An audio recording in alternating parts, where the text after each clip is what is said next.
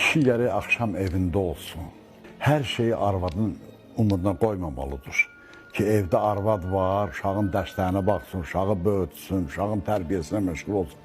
Yox, evdə ata böyük iş görür.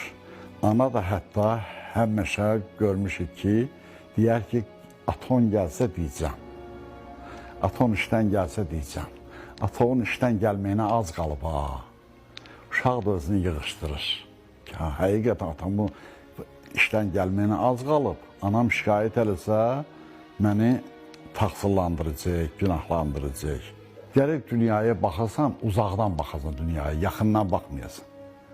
Yaxından baxsan, heç sənə görənməsin, uzaqdan baxasan. Ailə bir şeydir ki, əvvəl ailədə axlaq olsun. Axlaq olmasa heç nə yoxdur orada.